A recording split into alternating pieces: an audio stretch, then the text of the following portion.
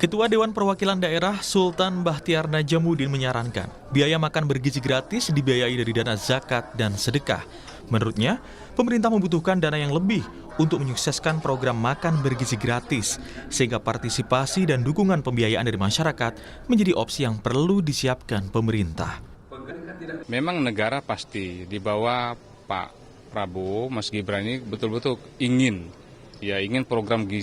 program makan bergizi gratis ini maksimal.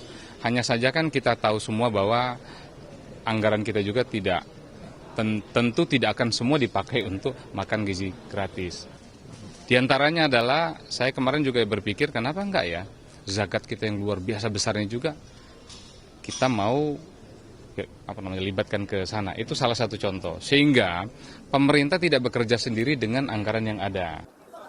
Menanggapi usulan itu, Kepala Staf Kepresidenan A.M. Putranto menyatakan wacana makan bergizi gratis didanai dari zakat tidak tepat. A.M. Putranto menegaskan anggaran makan bergizi gratis sebesar 71 triliun rupiah sudah disesuaikan dengan kecukupan program secara bertahap. Ya Pak, ya seperti itu. Ya enggak kan, gunanya zakat itu bukan untuk itu. Karena Presiden sudah berniat baik dengan tulus untuk memberikan terbaik untuk bangsa Indonesia kepada siswa-siswa, pondok pesantren, ibu hamil untuk menyelenggarakan. Dan beliau sudah anggarkan sejumlah 71 triliun itu. Jadi tidak mengambil ke dana yang lain-lain. Beliau sudah betul-betul loh luar biasa. Jadi tidak ada yang bilang ngambil dari mana tadi? Zakat apa? Wah itu sangat memalukan itu ya. Bukan seperti itu kami. Ya. Jadi saya kira itu ya. Terima kasih ya. Sementara Ketua Umum Muhammadiyah, Haidar Nasir, menyatakan usulan zakat untuk makan bergizi gratis sebaiknya tidak serta-merta disetujui. Perlu dibahas terlebih dahulu bersama MUI dan Badan Amil Zakat. Haidar menjelaskan, secara syariah sudah ada kelompok yang berhak menerima zakat. Prinsip dasarnya kalau untuk bangsa sebenarnya nggak masalah. Tapi manajemennya kemudian juga capaiannya yang harus dibicarakan karena kan Badan Amil Zakat punya regulasi sendiri untuk dana yang digunakan karena menyangkut pertanggungjawaban dana umat. Nah itu jadi soal seperti itu tidak cukup dengan gagasan tapi dibicarakan lewat berbagai pihak. Seperti diketahui, program makan bergizi gratis merupakan salah satu prioritas program di pemerintahan Prabowo. Hal ini sudah dilakukan sejak awal Januari lalu dan terus dilakukan evaluasi secara menyeluruh. Tim Liputan, Kompas TV.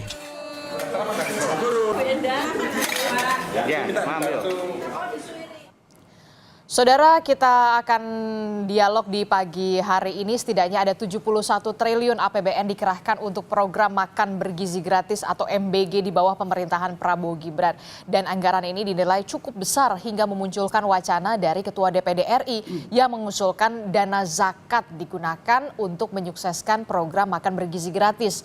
Lantas pertanyaan selanjutnya, bisakah wacana itu terrealisasi? Pagi ini kita akan bahas dengan sejumlah narasumber, diantaranya sudah hadir ke studio, sudah ada Wakil Ketua Umum Majelis Ulama Indonesia, ada Kiai Haji Anwar Abbas. Selamat pagi, Assalamualaikum. Waalaikumsalam. Iya, kemudian juga melalui sambungan daring atau melalui sambungan Zoom, sudah ada Direktur Indonesia Development dan Islamic Studies, ada Pak Yusuf Wibisono. Selamat pagi, Assalamualaikum Pak Yusuf. Waalaikumsalam Mbak Adisti.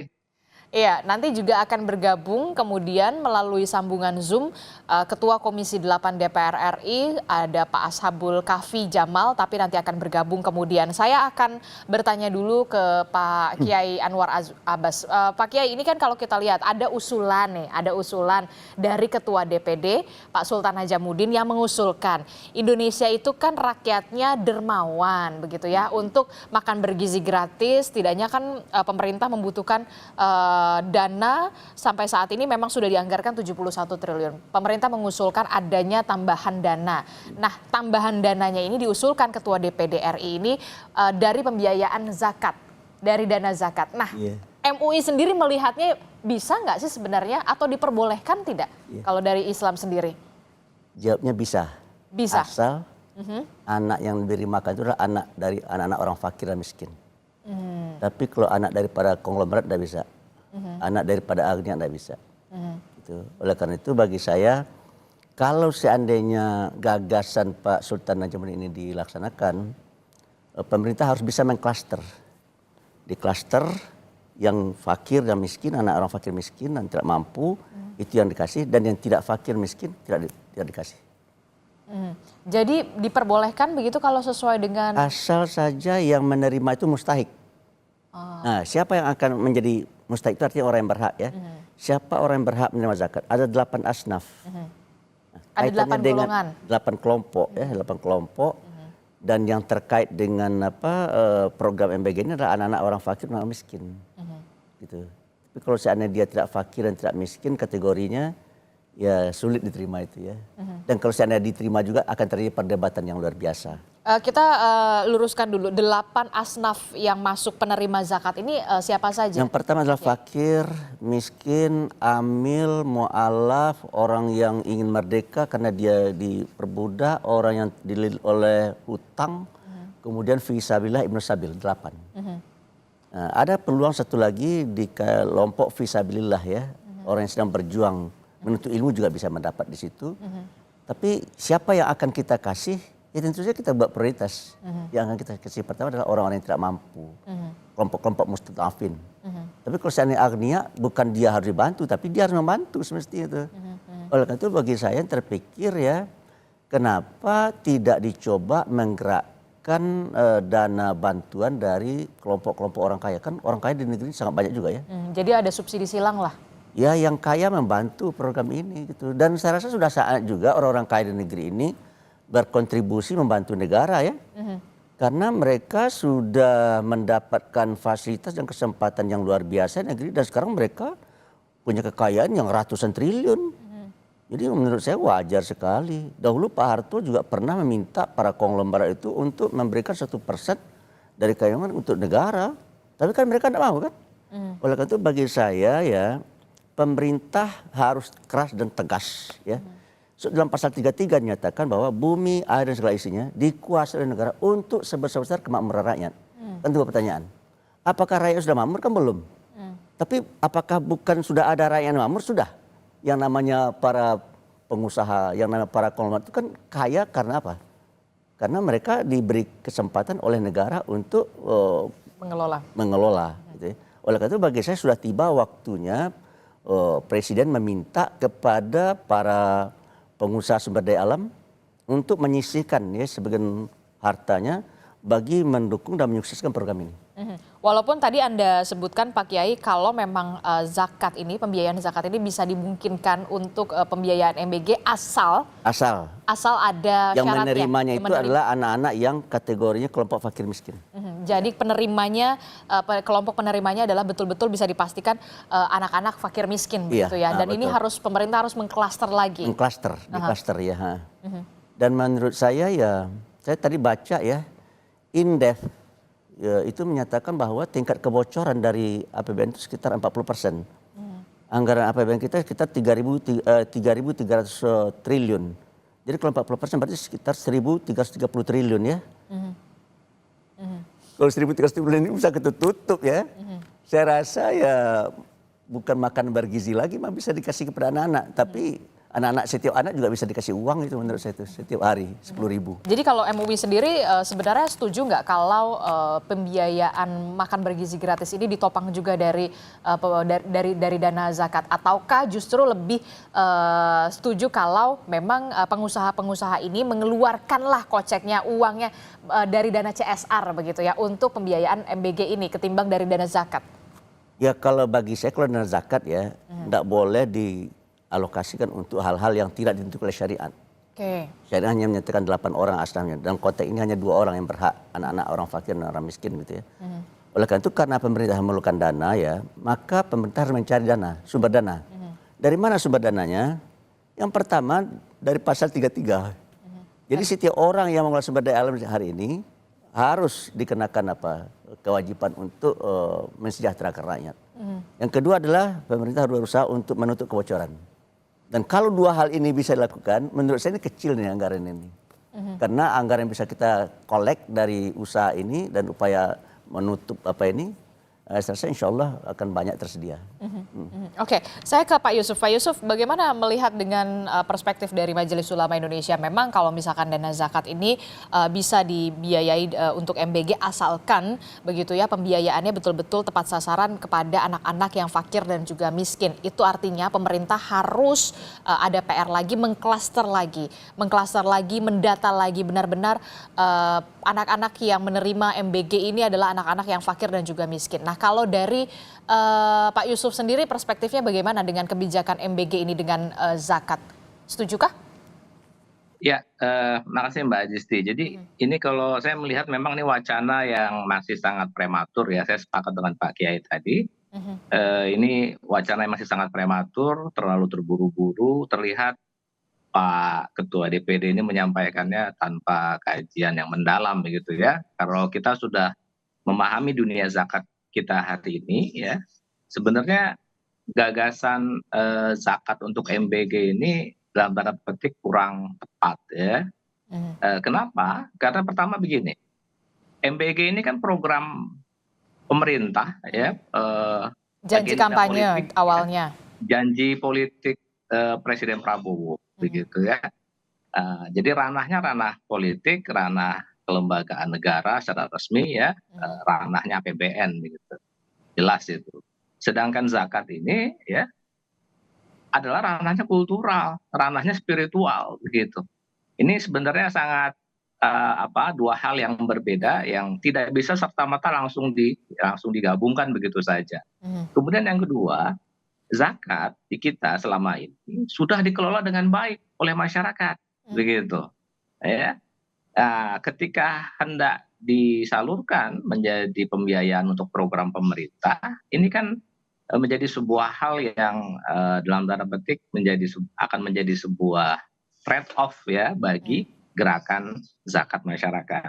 Nah, gerakan zakat masyarakat sendiri selama ini mendayagunakan dana zakat sudah dalam bentuk program-program yang sifatnya lebih banyak pemberdayaan.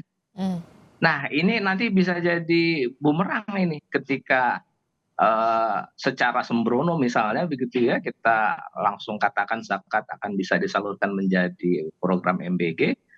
Program MBG ini dalam tanda petik gitu ya, sudah lama dilakukan oleh gerakan zakat begitu. Ini kan program karitas ya, program apa ya istilahnya ya, charity begitu ya.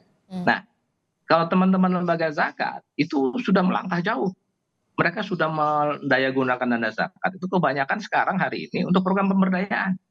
Program kesehatan, pendidikan. Jadi ya, Anda program menyebutkan ekonomi, bahwa dan memang seterusnya. menganggap usulan ini sangat prematur dan sebaiknya tidak dilakukan atau tidak direalisasikan begitu. Atau justru harusnya diatur ulang nih pembiayaannya yang kira-kira peluangnya dari mana? Nah, saya lebih sepakat seperti itu Mbak Disti ya, bahwa ini sebenarnya program MBG ini kan memang dari pemerintah sendiri, Pak Prabowo merancangnya ini akan dilaksanakan secara bertahap. Ya. Jadi sebenarnya tidak ada isu pembiayaan yang kekurangan atau apa, menurut saya tidak terlalu menjadi isu, karena memang sejak awal sudah didesain untuk dilakukan bertahap. Betul. Di tahun 2025 ini tahapannya adalah untuk 19 juta ya penerima ya, 19 juta anak, anggarannya 71 triliun sudah dianggarkan ya APBN begitu ya. Tahun depan itu akan dinaikkan menjadi 30 juta penerima ya, 30 juta anak penerima. Itu anggarannya Itu kan Pak Yusuf 109 itu kan triliun. rencana awal begitu kan, tapi kemudian yang berkembang sekarang adalah Pak Zulkifli Hasan mengusulkan adanya penambahan anggaran lagi untuk makan bergizi gratis. Nah, ini mungkin yang kemudian menjadi pemikiran lagi. Ini dananya dari mana begitu ya untuk bisa menambah anggaran MBG. Nah, makanya kemudian tercetuslah dari DPD, Ketua DPD Pak Sultan Hadjamuddin mengusulkan dari dana zakat saja. Nah, kalau dari Pak Yusuf sendiri perspektifnya, ketika memang harus ditambah anggarannya bahkan lebih dari 100 triliun kalau tidak salah begitu ya.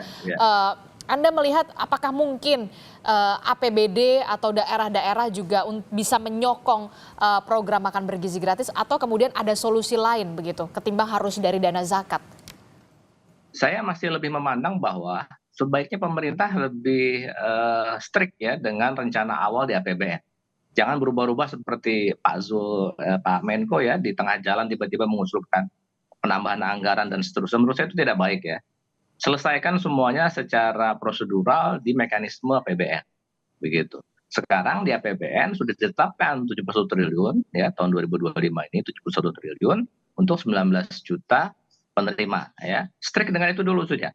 Ya, jalankan dulu dengan baik. Andai kata pun ada bantuan dari pihak lain ya, jangan sampai itu kemudian dilakukan secara memaksa ya. Katakan misalnya dengan APBD, misalnya dukungan APBD, saya melihat ini akan menjadi sebuah beban bagi daerah ketika ada katakan himbauan atau apa gitu ya, itu akan menjadi bersifat memaksa bagi daerah. Itu nanti bisa kontraproduktif dengan agenda-agenda pembangunan daerah, begitu.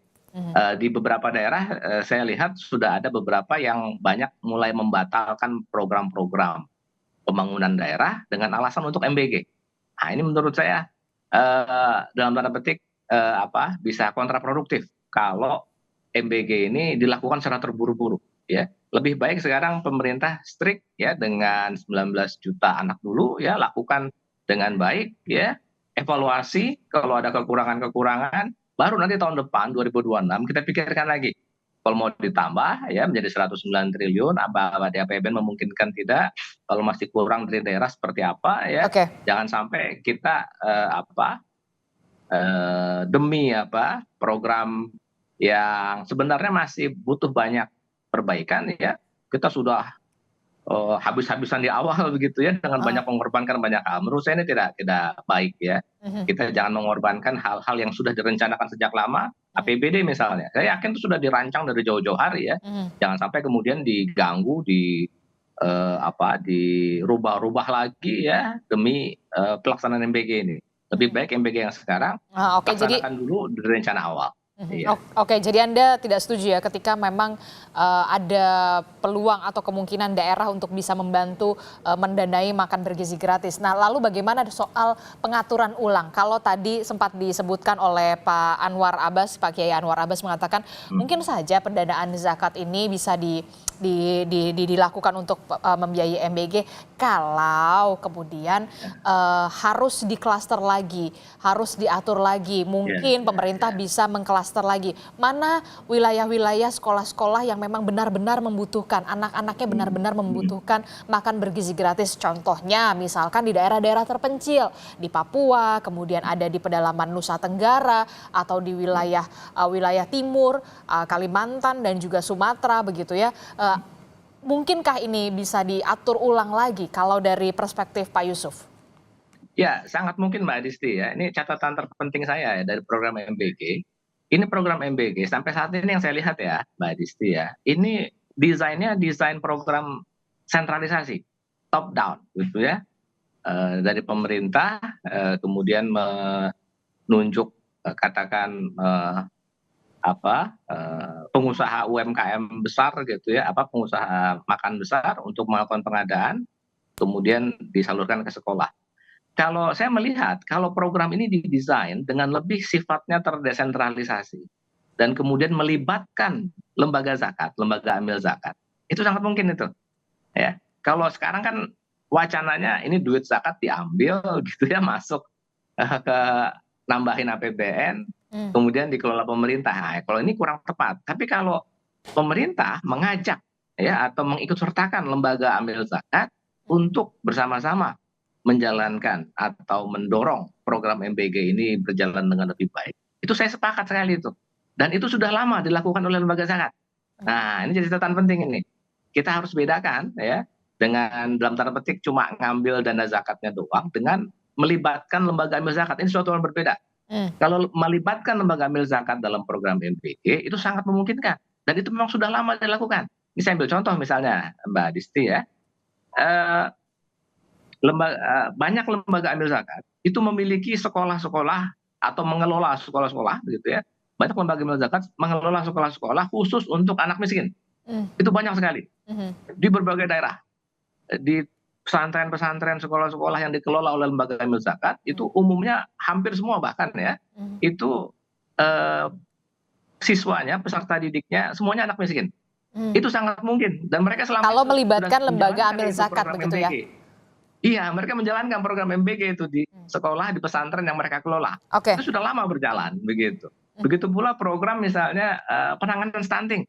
Itu banyak tuh daerah-daerah terpencil seperti misalnya di NTT begitu ya. Banyak lembaga amil zakat kita yang bergerak di sana untuk menjalankan peningkatan gizi masyarakat untuk memerangi stunting. Itu sangat mungkin sekali disinergikan dengan MBG. Jadi seperti itu ininya Oke. perspektifnya Mbak. Oke, Pak Yusuf dan juga Pak Anwar Abbas, saya akan sapa dulu Pak Ashabul Kahfi melalui sambungan telepon yang sudah bergabung bersama kami di Sapa Indonesia Pagi. Selamat pagi, Assalamualaikum Pak Ashabul Kahfi dari Komisi 9 DPR. Assalamualaikum Mbak. Waalaikumsalam warahmatullahi wabarakatuh. Di sini di studio sudah ada Pak Kiai Haji Anwar Abbas, kemudian melalui sambungan Zoom juga ada Pak Yusuf. Nah, saya mau tanya dulu ke Pak Ashabul Kahfi dari Komisi 9 sendiri merespon soal adanya usulan makan bergizi gratis, tambahan makan bergizi gratis ini, tambahan anggaran makan bergizi gratis ini dibiayai oleh dana zakat. Nah, Anda masuk yang setuju atau tidak? Kalau setuju kenapa? Kalau tidak kenapa? Jadi kan gini Mbak ya, saya kira zakat ini kan peruntukannya sudah sangat jelas. Jadi kriteria penerima zakat harta itu kan sudah sangat jelas. Ditujukan kepada orang fakir, orang miskin, amil zakat, mualaf, hamba sahaya yang ingin memerdekakan diri, orang-orang yang berutang atau garim. Orang yang berjuang di jalan Allah, serta orang yang sedang dalam perjalanan atau ibnu sabil. Nah, persoalannya sekarang adalah bagaimana jika MBG yang lewat dana zakat itu juga ikut dinikmati siswa-siswa yang ekonominya menengah ke atas. Tentu hal ini dari pendapat sebagian ulama menganggap itu tidak boleh, karena peruntukannya bukan bagi mereka yang mampu. Nah, hal inilah yang kemudian akan timbul masalah di tengah-tengah masyarakat, khususnya umat Islam. Sudah pasti akan menimbulkan perdebatan panjang dan tentu akan menimbulkan keresahan masyarakat. Oleh karena itu, menurut saya harus ada kajian lebih dalam lagi penggunaan dana zakat kalau memang pada akhirnya dana zakat ini akan digunakan untuk MBG. Akan lebih baik jika melibatkan Majelis Ulama Indonesia, ormas-ormas keagamaan, dan lembaga-lembaga negara yang mengurusi zakat, infak dan sedekah seperti Basnas dan Badan Wakaf Indonesia. Jika memang setelah dikaji pada akhirnya tidak bisa menggunakan dana zakat, maka mungkin ada pendanaan lain yang bisa dieksplorasi untuk mendanai program MBG ini. Salah satunya dari? Contoh gini, sekarang MBG ini kan sepenuhnya didanai oleh APBN. Nah, itu kan bisa melibatkan pemerintah daerah untuk menganggarkan melalui APBD-nya. Yang kedua melalui dana-dana CSR yang cukup besar itu kan. Itu bisa. Kemudian opsi ketiga memprioritaskan daerah-daerah atau kantong-kantong masyarakat yang memang di sana rata-rata orang miskin. Itu yang kita prioritaskan dulu. Itu menjadi prioritas program MBG ini. Jadi kalau saya sih pada prinsipnya bukan tidak bisa, boleh aja menggunakan dana zakat ini selama itu memang peruntukannya bagi yang tidak mampu. Nah kan cuma persoalannya MBG ini kan menyasar seluruh lapisan strata ekonomi siswa. Baik yang mampu maupun yang tidak semuanya mampu. Sama rata mendapatkan MBG sama begitu ya? Sehingga di sini memang diperlukan fatwa ulama lah ya, pendapat ulama untuk duduk bersama mencari solusi. Oke, tapi begini Pak Ashabul, menurut Pak Yusuf tadi mengatakan kalau misalkan dananya disokong dari APBD, janganlah kemudian mengorbankan program-program yang sudah disusun oleh daerah untuk menyokong program pemerintah pusat begitu. Nah ini gimana nih kalau dari Pak Yusuf sendiri mengatakan seperti itu, termasuk juga soal dana CSR dari pengusaha begitu kan. Kalau kata Pak Yusuf tadi ini kan program ini awalnya dari janji kampanye, janji politik begitu ya. Nah, harusnya bisa diatur ulang lagi. Bagaimana menurut Anda, Pak Ashabul? Jangan dijawab dulu, Pak Ashabul. Kita akan jeda dulu. Usai jeda kami kembali. Tetaplah bersama kami di Sapa Indonesia Pagi. Kami akan kembali. Terima kasih Anda masih bersama kami di Sapa Indonesia Pagi. Saudara, kita masih membahas soal bagaimana pro dan juga kontra adanya usulan dari Ketua DPD Sultan Najamuddin yang menyebut bahwa mengusulkan adanya pendanaan dari dana zakat untuk menyokong anggaran makan bergizi gratis. Masih membahasnya bersama kami ada dari Majelis Ulama Indonesia, Pak Kiai Haji Anwar Abbas, kemudian ada Pak Yusuf dan juga Pak Ashabul Kahfi dari Komisi 9 DPR. Saya ke Pak Ashabul dulu. Pak Ashabul, tadi menyambung pertanyaan saya, kalau bisa dari DPR, dari APBD, dana APBD juga didukung, disokong dari dana APBD, kalau kata Pak Yusuf, ya janganlah mengutak-atik program-program daerah untuk dikorbankan untuk program pemerintah pusat. Nah, respon dari Komisi 9 DPR ini sendiri seperti apa? Termasuk juga dana CSR. Kalau Pak Yusuf mengatakan kenapa mesti harus pakai dana CSR? Padahal ini kan program berawal dari janji politik. Jawaban Anda, Pak Ashabul. Pak Ashabul. Oke, terputus tampaknya. Kita nanti akan mencoba memperbaiki sambungan telepon saya bersama dengan Pak Ashabul Kahfi dari Komisi 9 DPR RI. Saya ke Pak Anwar Abbas. Pak Anwar, ini jadi kalau misalkan kalau dari dana CSR, kalau kata Pak Yusuf kan ini kan awalnya dari janji kampanye, dari janji politik begitu ya. Kenapa kemudian harus melibatkan pengusaha begitu? Kalau dari Majelis Ulama Indonesia sendiri bagaimana melihat ini pandangannya? Kalau janji politik itu baik, kenapa tidak? Pertanyaan saya, apakah kita melihat program makan bergizi ini baik apa tidak? Kalau menurut saya baik.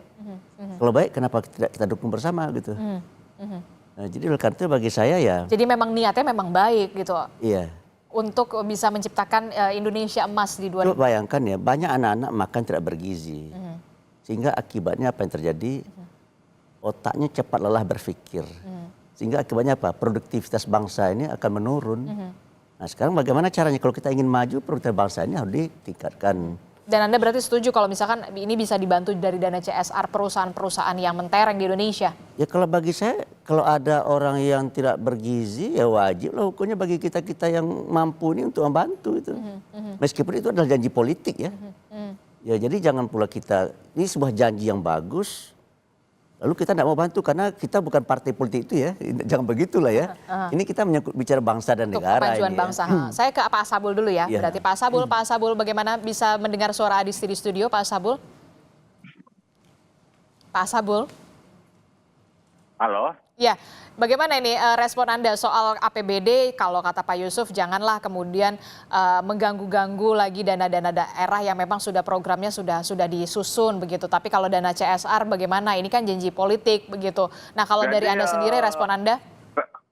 Terlepas ini janji politik atau apapun juga, dalam pandangan saya, MBG ini adalah program yang sangat mulia kan. Memberi makan anak-anak kita khususnya bagi mereka yang tidak mampu. Betul. Data yang ada ini kan ada 40% siswa itu nggak sarapan Mbak ketika mau menuju ke sekolah gitu kan. Lah terus gimana mereka mau berkonsentrasi belajar? Apalagi dengan jam belajar yang sampai jam 3 sore. Kalau mereka nggak makan, tentu kan lapar. Nah, terkait dengan APBD, ini kan daerah kan kayak DKI itu kan anggarannya luar biasa, bukan? APBD-nya kan gede banget itu. Dan saya kira ini MBG harus dipandang sebagai sebuah program nasional. Bukan programnya Pak Prabowo saja, ini program Indonesia. Untuk menuju Indonesia emas 2045, tentu kita membutuhkan generasi emas. Dan generasi emas itu hanya bisa tercipta ketika kita bisa memberikan gizi asupan yang cukup, itu kan, dan pendidikan yang baik. Dan sehingga ini menjadi tanggung jawab bersama. Menyangkut masalah CSR, di zaman Pak Soeharto kan juga sudah ada sebenarnya CSR, walaupun bersifat pribadi. Ada namanya kemarin kan Bapak Angkat, mengasuh anak-anak yang tidak mampu, menyekolahkan anak-anak yang tidak mampu. Nah, CSR yang ada sekarang kan cukup besar itu, Bu. Dari perusahaan-perusahaan besar itu kan bisa dilibatkan itu. Jadi Anda setuju Jadi saya ketika perusahaan-perusahaan setuju. besar di Indonesia ini dilibatkan untuk menyukseskan Setuju. program makan bergizi gratis? Sangat setuju kalau saya, Pak. Sangat setuju. Karena itu tadi, generasi emas 2045 Indonesia emas itu hanya kita bisa capai ketika kita menyiapkan generasi emas hari ini. Dan salah satu faktor ialah memberikan asupan gizi yang cukup, pendidikan yang baik. Rata-rata IQ anak Indonesia hari ini kan berada di bawah angka 80%, Pak. Iya kan? Kita berada di urutan 124 Oke. di dunia. Nah, salah satu solusinya itu memberikan gizi yang cukup. Aha. Iya, saya sepakat soal itu. Bagaimana menciptakan sumber daya manusia anak-anak Indonesia kita yang cerdas, bebas dari stunting, begitu dengan makan bergizi gratis. Tapi yang kemudian menjadi pertanyaan saya selanjutnya, kalau dari Anda sendiri, dari pendapat Anda sendiri, Pak Ashabul, Anda lebih setuju pembiayaan tambahan anggaran program makan bergizi gratis ini dari dana zakat ataukah dari APBD? Dibantu APBD atau kemudian dari perusahaan-perusahaan swasta di Indonesia yang cukup besar untuk bisa membantu program makan bergizi gratis, ataukah kemudian mengatur ulang siapa-siapa saja sebenarnya yang menerima manfaat dari MBG ini benar-benar anak-anak yang benar-benar membutuhkan? Kalau saya sih lebih setuju diatur ulang. Diatur ulang? Diatur ulang. Jadi memang kita sasar anak-anak atau wilayah-wilayah kantong daerah miskin, itu yang kita prioritaskan. Gitu. Iya. Kalau memang persoalan anggaran MBG ini menjadi kendala, kan gitu kan, kendala. Karena kita paham juga, Pak Presiden kita ini kan sementara berkompromi dengan kondisi APBN kita yang ada hari ini, itu kan. Nah, kalau saya sih, kalau bisa menyasar ulang. Jadi kan yang sudah mampu ngapain lagi dikasih makan, gitu kan? Bisa jadi malah makanan di rumah lebih baik dari ada yang di sekolah. Gitu. Saya sepakat itu, oke betul. Itu. Tapi gini Mbak, masalahnya hari ini bukan persoalan mampu dan tidak mampu. Banyak orang tua yang nggak mampu menyiapkan sarapan pagi. Mereka pergi kerja jam 5, suami istri kan. Nah, itu juga masalah gitu kan. Tapi kalau saya prioritas utama itu disasar dulu lah. Tapi setidaknya kalau yang mampu, dari orang tua mampu, dia bisa menyiapkan catering dan segala macam begitu ya untuk membelikan anaknya makan bergizi gratis. Tapi bagaimana kemudian untuk anak-anak yang berasal dari kalangan tidak mampu, itulah yang kemudian seharusnya bisa diprioritaskan oleh pemerintah. Benar begitu menurut Anda, Pak Ashabul? Pak Ashabul? Baik, kita terputus lagi sambungannya. Nah, gimana nih Pak Kiai? Saya ke Pak Yusuf dulu ya. Yeah. Pak Yusuf, kalau dari Pak Ashabul sebenarnya kalau pendapat pribadinya lebih baik diatur ulang sajalah begitu. Kalau memang anggarannya memang terbatas sebenarnya begitulah, tidak usah dipaksakan. Atur saja penerima manfaat itu benar-benar orang yang anak-anak yang memang berasal dari kalangan yang tidak mampu. Jadi tidak semua disamaratakan begitu menerima makan bergizi gratis. Anda setuju dengan pendapat Pak Ashabul? Nah, menurut saya itu bagus Mbak ya. Kita memang sejak awal kan melihat program ini tidak ada yang bilang program ini jelek ya. Ini program bagus ya. Program makan bergizi gratis ini dalam konteks peningkatan kualitas SDM kita itu sangat bagus ya. Dan kita sangat sepakat itu. Cuma pelaksanaan program ini yang sekarang berjalan ini kan kita lihat banyak sekali kekurangan. Nah, kalau kemudian kita langsung terburu-buru menggelontorkan ratusan triliun, minta sana sini untuk membantu, ini kan bisa terjadi potensi pemborosan sumber daya gitu, kan kita sayangkan ya. Jadi lebih baik sekarang, betul sekali saya sepakat, kita fokuskan dulu di tahun-tahun awal ini ya, pelaksanaan MBG ini benar-benar untuk kelompok terbawah, kelas terbawah kita, begitu ya. 40% kelas terbawah kita yang benar-benar membutuhkan bantuan dan kita pikirkan lagi caranya juga ya. Ini kan program besar ini, sangat complicated ya. Dan jangka panjang, kan yang Pak dipilih Yusuf. yang dipilih pemerintah ini kan sekarang pendekatannya top down Mbak ya, sentralistis ya. dari atas, bahkan Pak Prabowo mendirikan kementerian khusus ya, Badan Gizi Nasional gitu ya, untuk mengurusi program khusus untuk mengurusi program ini. Menurut saya kemudian top dan ke bawah sampai ke dapur umumnya ya, sampai melibatkan TNI segala macam gitu ya. Menurut saya ini kurang tepat begitu. Harusnya bisa lebih baik. Ada dua hal. Sebenarnya ada dua pendekatan yang bisa lebih baik. Pertama adalah pemberdayaan sekolah. Jadi serahkan ke sekolah, serahkan ke komite sekolah, ke orang tua murid ya, untuk pelaksanaan program ini. Ini akan jauh lebih efisien, lebih baik, dan sesuai dengan kebutuhan sekolah. Tapi soal standarisasi gizinya itu juga harus difikirkan kan Pak Yusuf, itu yang kemudian Betul, harus menjadi ya, pemerintah fokusnya. hanya bicara tentang standarisasi aja. Tapi pelaksanaan itu bisa diserahkan ke masing-masing sekolah. Itu akan jauh lebih efisien dan mencegah penyalahgunaan, korupsi dan seterusnya. Lebih minim ya. Penyaluran dananya lewat pos. Kita udah punya. Nggak perlu mendirikan lembaga baru sebenarnya. Kita selama ini sudah punya penyaluran dana itu melalui pos. Begitu sangat mungkin disinergikan. Atau yang kedua, pemberdayaan keluarga. Nah, ini sebenarnya akan jauh lebih bersifat jangka panjang. Pendekatannya memang tidak proyek ya, tapi memang capek ya sifatnya pemberdayaan keluarga itu, apalagi memberdayakan keluarga miskin ya. Jadi salah satu permasalahan terbesar kita dengan stunting adalah ini kemiskinan pangan, Mbak. Jadi ini bukan cuma gara-gara orang miskin ya, tapi karena mereka itu secara literasi, secara pengetahuan, kapasitas untuk memilih, mengolah dan mengkonsumsi makanan itu sangat buruk begitu. Nah, ini banyak juga terkait dengan korporasi pangan kita yang sekarang hari ini sangat komersial sekali ya. Nah, ini pemberdayaan keluarga menurut saya akan sangat mungkin dikelola misalnya dengan program PKH misalnya. Kita punya program keluarga harapan, selama ini sudah berjalan sudah sangat bagus begitu ya. Bisa disalurkan melalui dana PKH, bisa melalui dana bansos yang lain dan seterusnya. Itu sangat mungkin.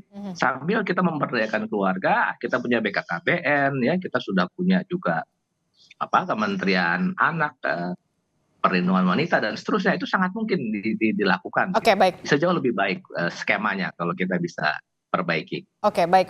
Saya tangkap apa yang diperspektifkan dari Pak Yusuf. Kalau Anda sendiri Pak Kiai setuju dengan adanya atur ulang ini, dievaluasi lagi mana penerima manfaat yang memang benar-benar diprioritaskan begitu, anak-anak yang memang benar-benar di daerah terpencil, di anak-anak yang dari kalangan tidak mampu, jangan kemudian sekolah-sekolah yang anak-anaknya banyak sekali yang mampu menerima MBG juga. Nah ini atau kemudian mungkin saja programnya jadi Jumat Berkah begitu ya.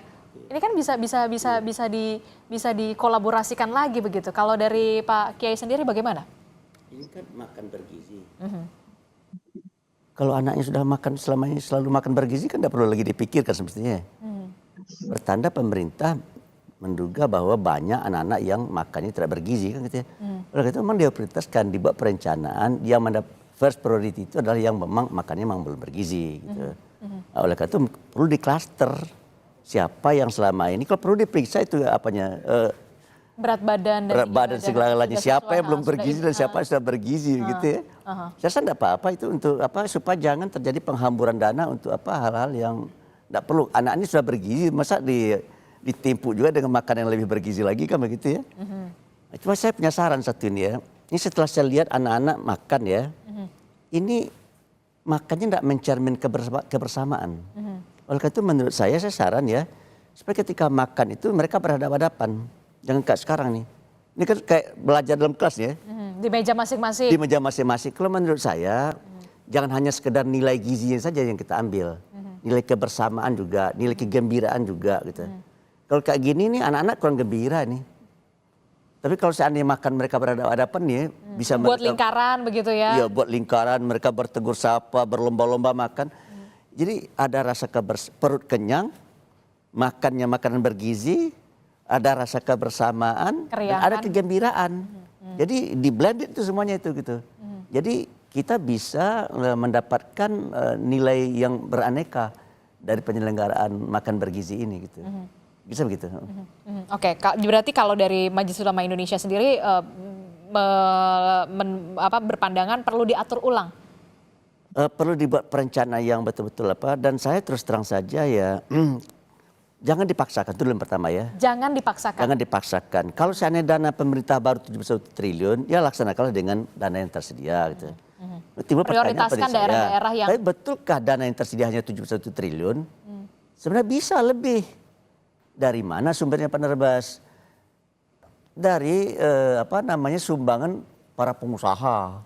Ya terutama yang menguasai sumber daya alam kan pasal 33 itu kan bumi dan segala sini negara untuk berkembang. Jadi mereka diminta ini. Jadi konglomerat Indonesia harus ini menyumbang dimintain begitu program ya. ini. Sumbanglah ini Yang untuk pertama, Pak BG. yang kedua adalah tutup itu korupsi. Ya kan ya? 40% kata Indef tadi itu 40% bocor. Ya kan kalau 40% dari 3.300 triliun berarti 1.330 triliun. Saya rasa Cukup. bisa 25.000 satu kali makan dikasih. Kalau sekarang hanya dianggarkan 10.000 ya. Saya rasa bisa 30.000. Wah itu ada dagingnya, ada ikannya, ada tempenya. Kalau seandainya kita bisa tutup kebocoran. Jadi oleh karena itu bagi saya Pak Prabowo jangan kan Pak Prabowo sudah menyampaikan tekadnya akan berantas korupsi ya. Ternyata dana kebocoran ini kalau ditutup bisa menutupi program MBG ini. Menurut saya begitu.